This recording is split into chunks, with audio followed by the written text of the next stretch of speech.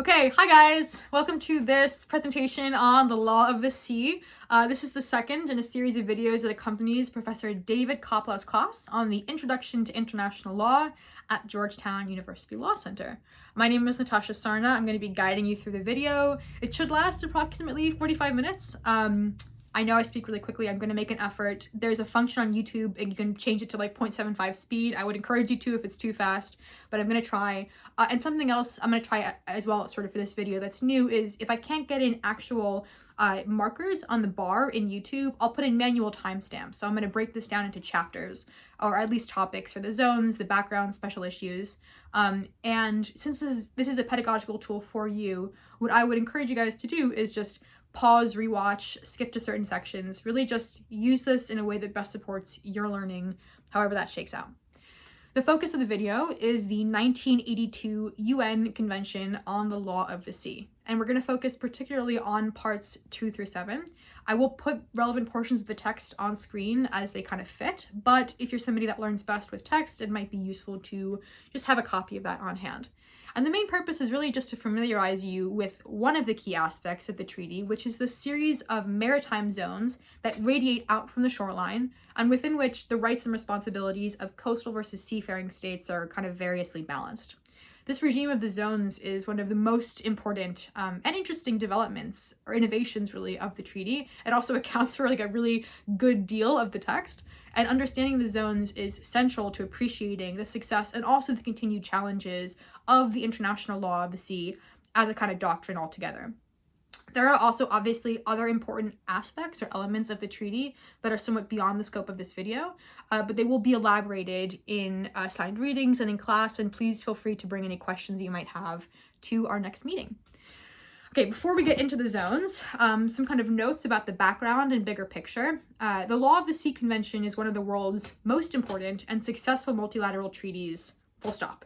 It regulates a huge range of human behaviors in, over, under the seas. It applies around the entire planet, and it brings like a degree of order to what would otherwise be, really dangerous, protracted, and costly controversies about resources, access, and jurisdiction in the sea. The Law of the Sea Convention incorporates totally state-of-the-art provisions about environmental protection, which we'll discuss in greater detail later, dispute resolution, institution building, and that's the reason why this course, like actually many others in international law, will really try to use it as a kind of capstone illustration for what we've discussed over the course of the entire semester. So, in short, it's just a really good case study of treaty making, customary international law, resource allocation, conservation, and problem solving. And it pulls together many of the lessons from the last few months. As we've covered in class, the 1982 UN Convention on the Law of the Sea has been joined by almost all states in the world, except, you guessed it, the United States. The treaty has, though, been endorsed by the US Navy, the fishing industry, the petroleum industry, the shipping industry, the environmental community, and a number of others like several presidents, the Senate Foreign Relations Committee. But as of the time of the recording, so it's 2023, just turning into 24, it still hasn't won a 2/3 vote of advice and consent by the Senate. So as you will know by this point, that means that the US hasn't ratified the convention, and so it's not a party to it. However, the US has accepted a lot of the treaty as binding customary international law, and that includes most of all the provisions that we're going to discuss throughout the rest of the video. One of the key differences, and we'll kind of bring this up again as well, is that the US has not accepted the provisions that are in Part 11 that relate to deep seabed mining. But the US is really diligent in kind of both adhering to and very vigorous in enforcing treaty and customary zone rules. So will often protest diplomatically, sometimes physically, when other states make excessive maritime claims.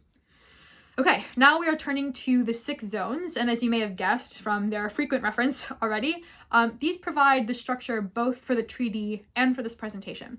In order, in to out, they go internal waters, territorial sea, contiguous zone, exclusive economic zone, which I'll also refer to as the EEZ, continental shelf, and the high seas. For the purposes of the presentation of the treaty, like I said, the ocean is kind of just divided into this series of 6 concentric zones, and they radiate out from the shoreline. They all have different widths and characteristics that we'll discuss in more detail, and they allocate power to seafaring and coastal states. There are also many different kinds of maps and charts that represent these zones. I will put some up around my head right now so you can see them. But same as the video overall, really just focus on whatever depiction makes the most sense to you, because they're all just kind of elaborating on the text of the treaty itself. The fundamental concept that's really guiding these zones in the Law of the Sea Convention is this wish to balance the rights of coastal and seafaring states. This is kind of overbroad, but just to think about it generally, as you get closer to the shore, coastal states will have more power, and as you get farther away, seafaring states will have more rights. Again, just really more importantly, the Law of the Sea Convention was good in that it provided predictability and equity through a comprehensive and specific legal regime to what was beforehand this array of really kind of chaotic competing state practices and claims about the high seas. Another note quickly before we get into detail is that when this treaty and the video refer to a mile, we're talking about a nautical mile. So that's actually 1.15 statute or land miles, which is just over 6,000 feet. Or if you're anywhere else in the world, 1.85 kilometers. Also note, in general, and we've kind of mentioned this, but the rules of the treaty actually don't only apply to the water. They also apply to the airspace above and to the soil below. In this video, we're going to talk mostly about the application of the treaty rules to the water, but just remember that the legal regime applies kind of further than that in a cross-section. Okay, first important thing to talk about is the baseline. This is the starting point. This is the line from which all zones are measured, and everything to the landward side is internal waters. Everything out is territorial sea or one of the other sections that goes beyond that. Under Article 5, the normal baseline follows the mean low water mark, and this traces all of the indentations and sinuosities of a shoreline. And this is an appropriate foundation because normally if you look at any map, the low water mark is going to be sort of very clearly stated for navigation purposes. So it makes that really hard to either manipulate or fake. But not all shorelines are normal, obviously, so the treaty has to accommodate several different kinds of irregularities. For example, if a river flows directly into the sea, a straight baseline is drawn just right across the mouth. Where the mouth forms an unstable delta, the baseline can connect the farthest seaward points of the land. When there's a fringe of small islands in the immediate vicinity of the shore, the baseline can connect the outer points of that fringe inland to the shore. But a baseline along a shore does not reach farther out to any isolated, uninhabited low tide elevation, unless there's some kind of lighthouse or other structure there permanently above sea level. If there's a larger island that's much further offshore, it gets its own baseline that's not connected to the shore. And this can be really, actually very advantageous to the coastal state in pushing its control farther out. To count as an island, though, by the way, the land has to be natural. So an artificial island, and there are some, doesn't get its own territorial sea or EEZ. With respect to the issue of bays, for example, or coastal indentations, Article 10 contemplates 3 different scenarios. The first is a smallmouth bay, second is a largemouth bay, and the third is a historic bay. For a smallmouth bay, a coastal state can draw a baseline up to 24 miles along the mouth of the bay, if it encloses more water than the area of a semicircle that would be drawn there. This is advantageous for the coastal state because it establishes the entire internal bay there as internal waters. If for a largemouth bay, in contrast, the baseline has to go around the interior of the bay, so it's not internal waters. A historic bay, the third category, might not meet the geographic criteria for a smallmouth bay, but because of internationally recognized historic patterns of use, it gets treated as if it were a smallmouth bay, again, which isn't the advantage of the coastal state due to sort of long, continuous, and notorious occupation. So already, like, this tiny subset of provisions necessarily incorporates judgment and flexibility, which requires discretion, negotiation, and adaptation from the affected states. There's a lot of controversies about how to interpret ambiguous and incompletely defined provisions. So for those reasons too, decision makers have to take into account historical practices, economic interests in terms of equity, and also in some cases for this, unique physical circumstances. In prior years, pre-Law of the Sea Convention, it was really important where you put the baseline. It was also a subject of great dispute. So imagine a coastal state could exploit some kind of wrinkle to push their baseline out an extra half a mile. When the coastal state could only claim, 3 miles of territorial sea, which was the case, 3 to 4 miles maybe pre-Law of the Sea Convention, that wrinkle is really important because having control over an area of 3 versus 3.5 miles makes a really big difference. But in contrast, under the convention today, coastal states can usually exercise really considerable control up to 200 miles from the baseline. So a wrinkle that makes it into 200 miles plus 1/2 is comparatively kind of less critical. but extensions of the baseline do matter, and countries will still pay really close attention to how they construct it. Baseline rules are also really important in cases where countries are close together, or when they're sort of situated across a relatively narrow waterway. So, in that case, the country probably isn't going to be able to expand their control the full 200 miles. And we're going to discuss that scenario later at the end of the video within the special topics. But in general, the steam has kind of gone out of debate for proper construction of baseline because the treaty regime allows control so expansively and jurisdiction kind of out into the water. Okay. Now, within each zone, there's also 3 aspects of competing national right that we're going to consider. And we'll look at them for each of the zones: access, resources, and jurisdiction. Sometimes, often actually in class, people will refer to states as having sovereignty in various areas, but that's not really precise enough. So what we want to do is kind of identify specific rights that are established by treaty and customary international law regarding each of the 3 key issues: access, resource, and jurisdiction. And the general question for, that kind of element of the treaty and for this video is who is allowed to do what and where. Okay. Starting with the first zone, internal waters. This is the area, as you might have guessed from the name, that is inside or to the landward side of the baseline. Internal waters, though, are physically connected to the ocean, but they're considered entirely assimilated in coastal states for social, commercial, historical, and legal purposes. So examples in the US would be the Mississippi River, Lake Michigan, and the Port of New York, for example. Within internal waters, coastal states essentially have the same sovereignty that they do over land. Let's break that down, like we said. So first, access. Coastal states, full access to their internal waters. They also, crucially, have the right to exclude others from their internal waters. So a coastal state can prohibit a foreign ship altogether. They can prohibit foreign ships just from a certain country. They can also prohibit foreign ships just of a certain type. Foreign ships have no inherent right under international law to enter another coastal state's internal waters. The normal practice to kind of figure this out is for states to negotiate like bilateral treaties that afford reciprocal port entry rights. Again, though, this can set conditions on the number and types of ships that are allowed to enter. A lot of times in support of commerce, the negotiated rights will be very expansive, but not always. Sometimes, for example, the practice would just be to be relatively permissive for merchant ships entering internal waters, but to require advance notification from warships, which they're allowed to ask for in internal waters. Often, also, coastal states will charge fees to visiting foreign non-governmental ships, and they may require, special procedures for safe navigation, for example. There is a modest exception to this complete control over the access to internal waters, which is that customary international law generally requires that a coastal state offer temporary safe haven to any vessel that's driven there because of distress. So if it's there because it was driven by a storm or some kind of equipment malfunction, they have to be allowed access. And here, the principle of necessity is kind of providing some historical regard for seafarers in trouble in this very sort of romantic image. Okay, so that's access. Resources. Might have also maybe guessed this, but coastal states have exclusive rights to control development and exploitation of living and non-living resources in their internal waters. Nobody else has any right to fish or mine there unless they've been granted explicit permission. And the same goes for jurisdiction. Coastal states can apply their law fully in internal waters.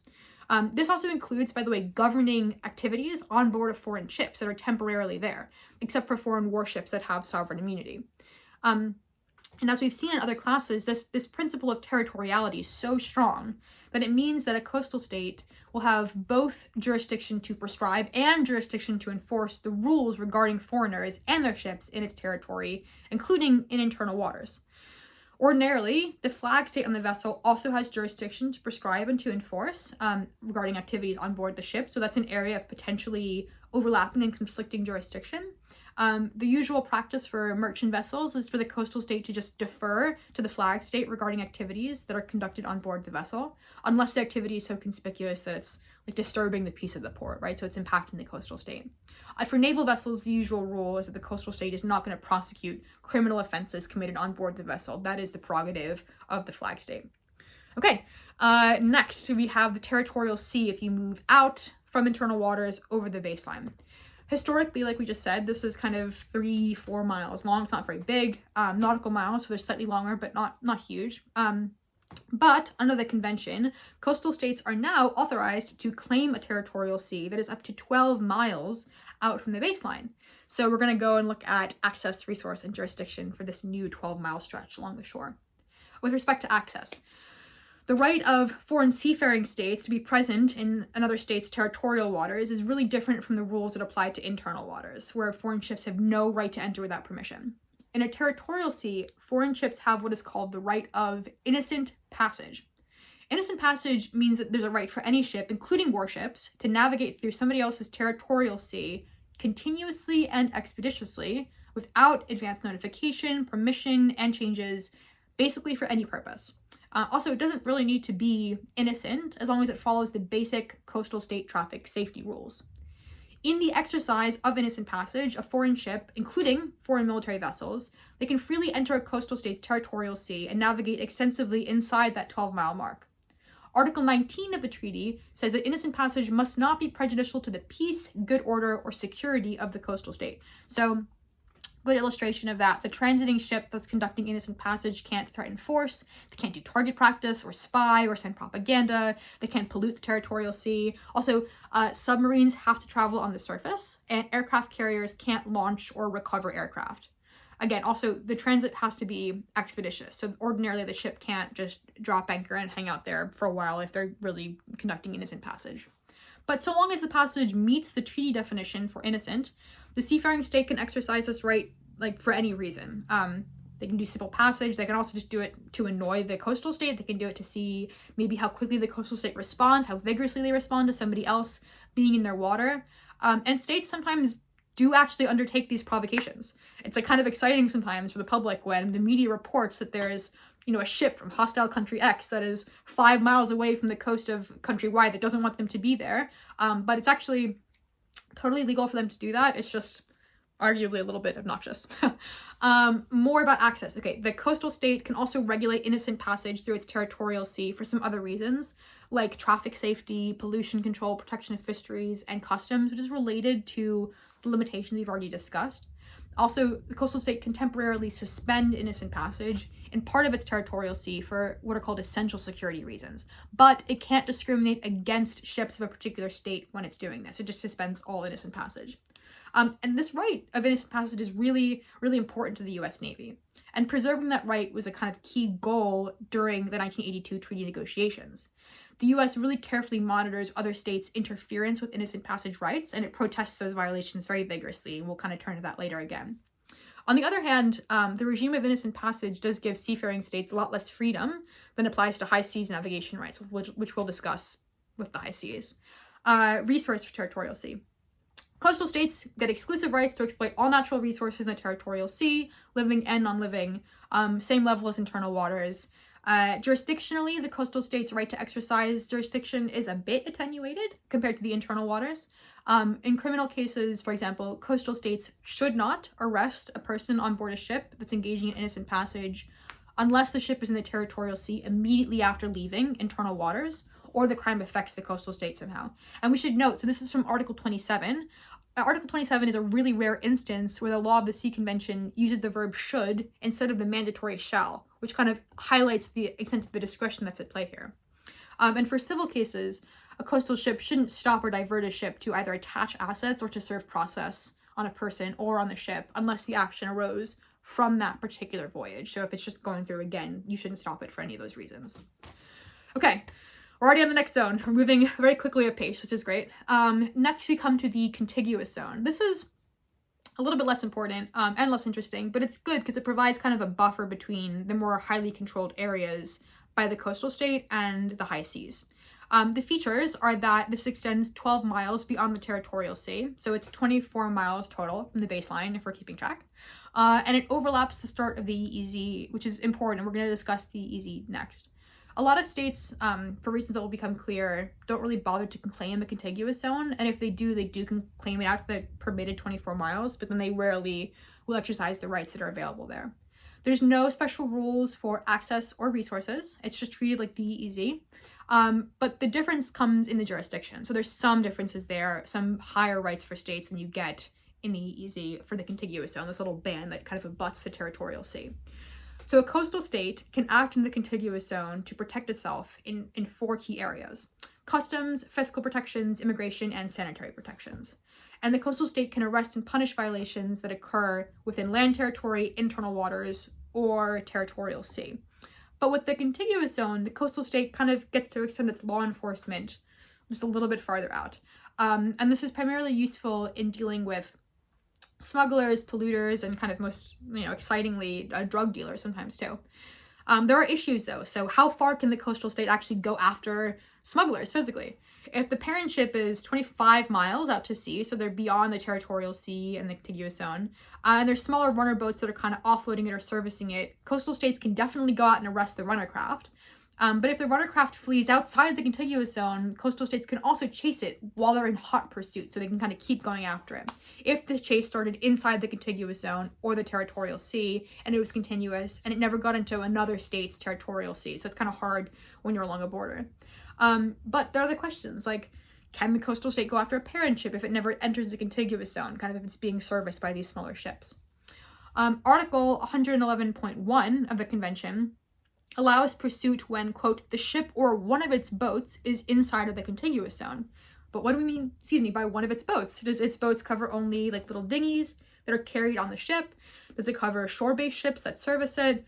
What if the parent ship is 100 miles offshore or 500 miles offshore? And these are really important questions that the treaty and the state practice have not yet fully resolved.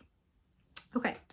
This is a big section coming up, a big zone. This is the EEZ. We've already mentioned it a few times. I promise this will come up whenever you're talking about the law of the sea and the rest of your careers. It's a pretty important section. It's one of the most important and also one of the most innovative parts of the Law of the Sea Convention. It starts at the edge of the territorial sea, so it incorporates the contiguous zone, and it extends a full 200 miles from the baseline. So it gets cut off at that, 12-mile point, but it extends the remainder, so that it's a full 200 miles from the baseline. Most states, for reasons that will become obvious in a second, exert the maximum possible EEZ. And it's just a really remarkable compromise. It's very generous to coastal states regarding control over resources. That's kind of its primary benefit to coastal states. But it's also very protective of seafaring states, rights of navigation and access on the high sea. So, three sections: access, resources, jurisdiction. Access. In the EEZ, ships of all states have high seas freedom. So, what does that mean? It means they can travel anywhere for any purpose and undertake basically all activities, so they're not constrained to innocent passage. In the EEZ, ships can also freely engage in military activities like naval maneuvers, target practice, launching and recovering aircraft, collecting intelligence. Submarines can operate submerged, which they can't in the internal waters or the territorial sea. Aircraft can fly freely. Ships can undertake espionage. They can broadcast propaganda. They can lay submarine cables. You can travel. You can remain stationary. Coastal states do not get to interfere with or regulate high seas freedoms enjoyed by seafaring states in this zone, so long as the exercise of those freedoms, by the way, don't impact the state's resource-related rights. With respect to jurisdiction, a state have authorities over a vessel that fly its own flag, so coastal states don't have any role in jurisdiction once you get into the EEZ. So remember, it's territorial sea, they have rights. Contiguous zone, there's some very limited rights. Once you get to the EEZ, it's up to the flag that the vessel is flying. But with resources, as we've hinted, the power is reversed, and this is the really important part for coastal states. So in the EEZ, coastal states have complete control and rights to all natural resources, living and non-living, in the water, the seabed, and the subsoil. No other states have the right to fish, mine, or harvest in an EEZ. No one else gets to generate energy from wind or waves or currents. No one can construct artificial islands or engage in scientific research. Basically, access, seafaring states, resources, coastal states.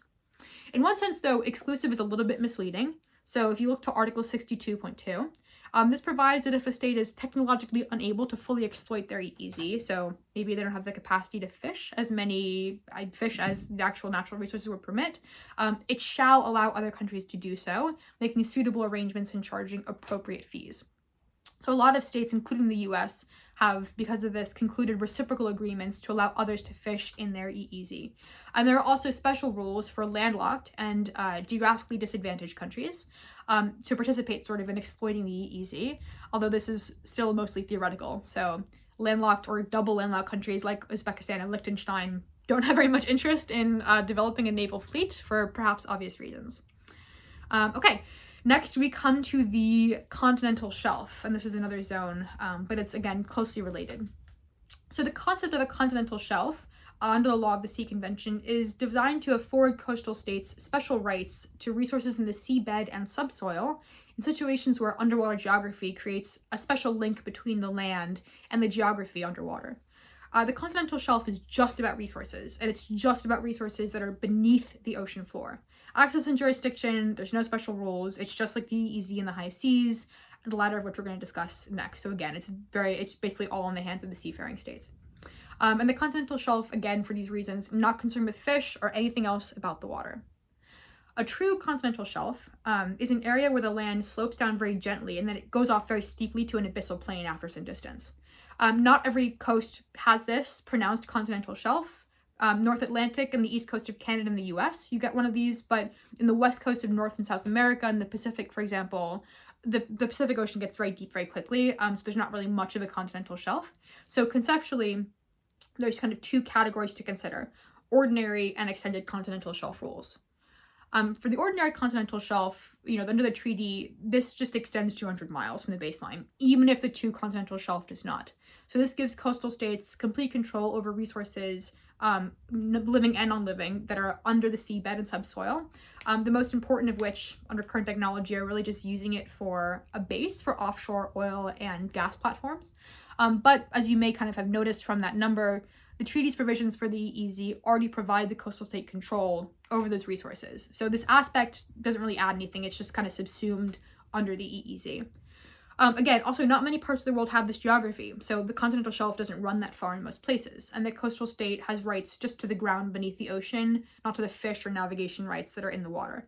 But there's potentially a pretty big deal at stake. Extended continental shelf rights, on the other hand, apply when there is an extra natural prolongation of this landmass. So it goes out even farther than 200 miles. And the treaty establishes very complex and detailed, exacting technical standards to assess whether those rules are applicable. Article 76 says that we have to look to factors like the slope of drop off to the ocean floor, the thickness of the sedimentary rock, the depth of the water, the distance from shore. But in some cases, with these rules, the extended continental shelf can go out for 350 miles from the baseline, which is much farther than the EEZ, and in rare cases, actually even farther than that. In order to establish a claim to an extended continental shelf, the coastal state has to undertake really detailed and painstaking scientific research about the submarine terrain, and then it has to go and submit this research to a commission on the limits of the continental shelf. And this process can take years. So some states are currently in the process of developing and asserting these claims, especially in the far north, and they're considered that's relevant because the potential extended continental shelf of these competing countries could get into the Arctic Circle, and there's possibly quite plentiful oil resources there. So it'd be really good for them if they can make a successful claim to the authority. Article 82 requires a coastal state to pay royalties for exploiting non-living resources in the extended continental shelf. As with payments required for exploiting the deep seabed, which we'll talk about in a second, this provision has been a little bit controversial. And notably, though, the 1994 Law of the Sea Implementing Agreement abated a lot of the payments required for deep seabed mining as a result of a lot of protests, but it did not abate any of the royalties required for mining in the extended continental shelf, perhaps because it's just a lot of money at stake. Okay, and kind of in that same spirit, now we're getting really into the piratey part of this. We're coming to the last of the zones, which is the high seas. This is an area beyond national jurisdiction. This is a global commons where coastal states no longer have any control over seafaring state activities. Perhaps 60% of the world's oceans are now the high seas. Maybe a surprisingly high number for you or surprisingly low number. I don't know.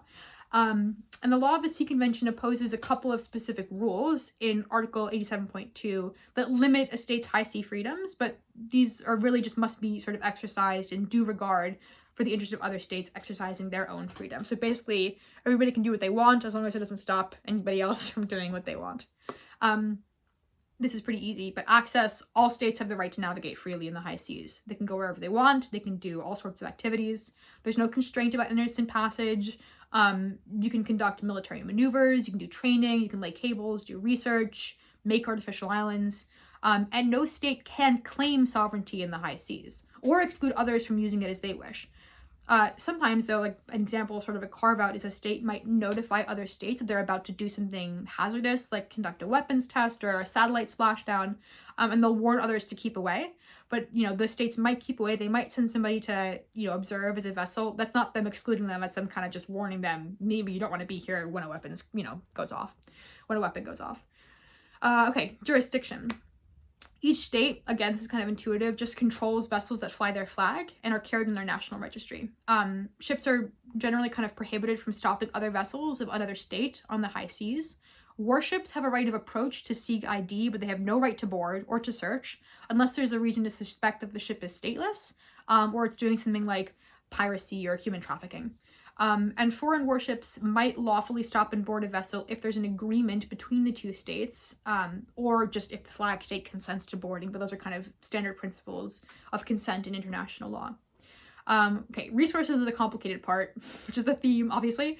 And we're going to divide the discussion into 3 parts just to kind of get at it most efficiently. Those 3 parts are going to be fishing, mining, and extraction of other resources.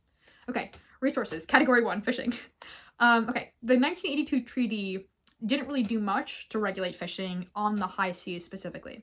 Article 61 imposes a very basic obligation on the coastal states to conserve and manage fishing in their EEZ, but operationally it's just basically a blank check that lets them do whatever they want. Outside the AEZs, that was sort of generally left for exploitation, and there's some language requiring cooperation for harvesting of straddling stocks in Article 63, which is like species like cod and pollock that will go between different zones, or for highly migratory species. It's in Article 64, like tuna, swordfish, marlin, and sharks that roam even more widely. Unfortunately, as you may have guessed, since we're all old enough to have grown up during a climate crisis, this approach basically did not work. There was severe overfishing in many areas, and this depleted important schools of fish and led to the collapse of a number of vital fisheries. So fortunately, in 1995, countries agreed to a new treaty. This is the Fish Stocks Agreement, the FSA. This is separate from the 1982 treaty, but it's complementary and it's structured as an implementing agreement rather than an amendment. The FSA applies stricter, sort of consistent conservation rules for particular species inside and outside of the EEZs to pursue conservation strategy for rebuilding depleted stocks. It also sets up and sort of strengthens regional fisheries in commissions to kind of let them set quotas on the level of fish, the number of fish that can be taken, even on the high seas. The U.S. still hasn't joined the 1982 treaty, which you've rehearsed a few times, but it was an early adopter of the 95 treaty, and it's a participant in several regional fishery commissions, so this is all kind of geared towards responsible conservation. Okay, second category for resources is mining, and this is one of the most interesting, I think, and funny and controversial parts of the convention. So the original rules from the 1982 convention have been altered in important ways outside, to sort of regulate operations in the deep seabed outside the EEZ and the extended continental shelf of any country. The background of this is that for a long time, people have considered that the minerals on the ocean floor are potentially economically recoverable. And this would open, again, in theory, vast supplies of rare and very valuable minerals. Originally, Part 11 of the treaty, which accounted for almost a third of its length, declared these resources to be the common heritage of mankind, meaning they couldn't be harvested by anybody without authorization from an international agency, which is referred to very dramatically in the treaty as, just quote, the authority. To acquire such a license, corporations or states, whoever wants to go and do this deep seabed mining, would have to pay substantial fees upfront on an annual basis, and in addition to royalties paid on profits. And they also would have to share mining technology with the operational arm of this authority, which is also very enigmatically referred to as, quote, the Enterprise. Super Star Trek. I love this. They would also have to share sites that the miner had identified as being potentially profitable. So this all, again, goes towards the common heritage of mankind language for deep seabed mining specifically, given kind of just imagination about how valuable this was going to be. You also have to agree to quotas that limit production in order to protect the prices for land-based producers. Since again, especially in a lot of developing countries, rare minerals mining is a really important part of their economy. So they wanted to protect prices while allowing, sort of just exploration of the deep seabed. there were a lot of countries that were willing to accept this kind of trade-off between, the royalties and the rights and sharing facilities. The US was not on board with this at all. And this was actually the single most important issue in the US, the US had in opposing the 1982 treaty. Surprisingly, a compromise was reached in 94, which greatly moderated this common heritage of mankind aspect. The implementing agreement really transformed Part 11, but it was deliberately not structured as an amendment. And it reduced taxes that miners had to pay to the authority and really drastically scaled back the potential mining of the enterprise, so the operational arm of this international group. Nonetheless, the US was still not on board, still hasn't joined the treaties, and so what we have are just two separate regimes kind of slowly advancing forward. The first is the US, which is, kind of operating pursuant to domestic legislation, kind of doing its own thing, and the other is several multilateral consortia of different countries that operate under the auspices of the treaty and kind of institutions and procedures that are created there, and both are going forward in tandem with deep seabed mining. Okay, so that's fishing, we've covered mining, and now this last bucket is other resources. This is most recently relevant in that there's a new set of treaty negotiations for biodiversity beyond national jurisdiction. So this agreement was structured as an implementing agreement to the 1982 treaty. It was signed in September 2023, so it's very recent at time of recording. And it deals with marine genetic resources to establish an equitable system for sharing the benefits of newly discovered chemical and biological capabilities. This also facilitates state construction of marine protected areas, so it's subject only to very limited fishing and shipping activities. It also establishes a new requirement for environmental impact assessment of ocean-related activities. So all of this is really going towards just conservation and imagining kind of new cooperation systems in international law that protect biodiversity and kind of just genetic resources in general. Okay, so that's it for high seas and for various issues. Just a couple of things before we wrap up. We wanted to cover some special topics, but all this should be playing on things that we've already addressed, so hopefully no new material. Some sort of aspects in navigating, no pun intended, the law of the sea are even more complicated than you might think looking at an already very complicated map. So a classic one would be how you deal with adjacent and opposite states. So again, what happens when states are really close together or they're situated across a relatively narrow waterway and they can't claim their full EEZs? And there are a lot of places where that actually applies. You can probably think of a few off the top of your head, but Mediterranean Sea is a classic example, the Caribbean Sea, the Western Pacific. And the Law of the Sea Convention articulates, sort of principles for just dealing with these circumstances. It also establishes additional mechanisms for resolving disputes about line drawing. So Part 15 presents an array of choices for dispute resolution methods and institutions. The general rule is that the limitation of overlapping territorial sea claims is done under Article 15 by drawing a median line, each point of which is equidistant from the closest point on another state's baseline. So you can kind of imagine how that would wiggle through, the land between, or the sea rather, between the two states, and just following sort of an equitable principle between both of them. In contrast, for allocating an overlapping claim to an EEZ or continental shelf, the treaty just refers to an equitable solution in Articles 74 and 83. The really detailed task of drawing suitable and acceptable boundaries between maritime zones of adjacent or opposite states can be as difficult as drawing land boundaries. Many ICJ cases have focused on this problem. Many bilateral and multilateral treaties attempt to develop solutions. And the ICJ, for example, has kind of a list of factors that they say should be considered. So geography, history, resource proportionality, and all this kind of in the interest of equity. There's another topic that we should address, an additional set of provisions for straits and archipelagos. So the treaty establishes a specialized regime for dealing with these situations. For straits, which is when there's a kind of narrow body of water threading between two different land masses, and an archipelago, which is, a collection of different islands. So examples of straits, you have the Strait of Gibraltar, of Malacca, of Hormuz, and the treaty undertakes to kind of balance again the rights of coastal and seafaring states as best it can. So for straits, a coastal state can usually designate appropriate sea lanes and traffic separation rules, but it can't impede use of the strait. Seafaring states get a right of transit passage, which is similar to, but broader than innocent passage, hence the different name. So like innocent passage, transit passage has to be continuous and expeditious. But foreign ship and aircraft that are conducting transit passage have to refrain from threats or use of force against states that are border the strait, and they have to obey kind of standard safety rules.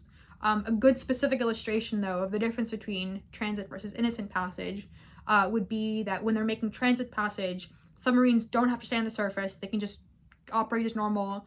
And also foreign aircraft, and again, remember, this goes above and below. Foreign aircrafts enjoy a right of transit passage, while they don't have a right of innocent passage through a territorial sea. Okay, archipelagos. So an archipelago is defined in the treaty as a state that consists entirely of interrelated islands, which is a little bit different from a more colloquial definition. So this includes Indonesia, the Philippines, and the Bahamas, but not Denmark or Ecuador or Malaysia. Archipelagos were a new topic for the Law of the Sea Convention negotiators, and perhaps as a result, but perhaps just in general, they do treat archipelagos very generously. So the treaty allows an archipelagic state to draw baselines that connect islands way farther apart than is allowable with normal baseline rules, so up to 125 miles long, to include all of the ocean between those lines on the islands as internal waters. On the other hand, the archipelagic state doesn't get all of the usual benefits that are accorded to internal waters, and no other states have a right of innocent passage and aerial overflight, which wouldn't be provided elsewhere. Seafaring states do have a right of archipelagic sea lanes passage, so it's similar to transit passage for international straits, and that's more permissive than innocent passage through a territorial sea. And again, archipelagic state, just sort of in the interest of efficiency, can establish sea lanes and air routes through and over its waters. Finally, one important thing that we've kind of referenced at the beginning that we want to make sure to address slightly at the end here is the enforcement of these zone rules. So despite kind of the seeming clarity of provisions, or at least relative clarity by the standards of international law, many states regularly and systematically violate the rules around the law of the sea. So a really obvious example, some states claim that their territorial sea is bigger than 12 miles, which it just can't be. So some states would purport even to draw a longer baseline or farther offshore than the treaty will permit.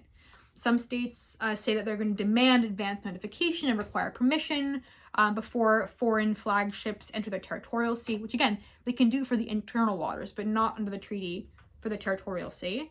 And it's kind of anybody's guess why they do this. Maybe states are just hoping that others are going to tolerate or acquiesce to this, which will create a local customary international law that just deviates from general treaty provisions. And also, sometimes these claims are asserted by very democratic states that are traditional U.S. allies and that are normally, really strong on rule of law. So it's a curious exercise when it's sort of very obvious like that. And in response to this, the Law of the Sea Convention has a number of dispute resolution options for addressing these types of disputes. So this is one of the fields where, as we kind of said at the beginning, this convention is one of the most well-developed mechanisms in international law. States also, by the way, in addition to the dispute resolution mechanisms, will just frequently use regular diplomatic channels to protest other states' excessive claims. Also, there's a third option, which is just self-help, like the U.S. Freedom of Navigation Program, for example. So, although the U.S. is not a party to the Law of the Sea Convention, it regards the zone rules as customary international law and binding on all states. So the U.S. devotes really considerable energy to monitoring and publicizing and protesting excessive claims like the ones that we just described. In addition, the U.S. Navy also sometimes undertakes deliberate and ostentatious physical actions in conspicuous violation of these excessive claims to make vivid U.S. non-acceptance and kind of stop the establishment of customary international law before it even starts. So an example would be, the Navy sending a warship through another state's territorial sea, exercising innocent passage without asking for permission, even though the coastal state has said, we're going to need permission from states. Otherwise, also, the Navy could undertake a military activity, like launching or recovering aircraft, which is permitted on the high seas in an area that some other state wrongfully declares part of its territorial sea, and says, therefore it's governed by the rules of innocent passage. So again, to kind of demarcate these geographic boundaries, the U.S. will say, we're doing what's actually allowed, and you can't stop us. The Navy undertakes maybe, not a ton, maybe a few dozen assertions like this per year. And sometimes they'll be accompanied by other like-minded states to just sort of emphasize our interpretation of the proper law of the sea rules. All right, that is it. You have made it, luckily. I'm sorry that I was going kind of quickly there in the middle and at the end and at the beginning. Hopefully you guys got everything and you can rewatch. If not, If you have any questions regarding this or other aspects of the applicable international law, please bring them to the next class. We love questions. Thank you guys for your attention. I really appreciate it. I know it's a long video, and I wish you guys all very happy sailing. Thank you.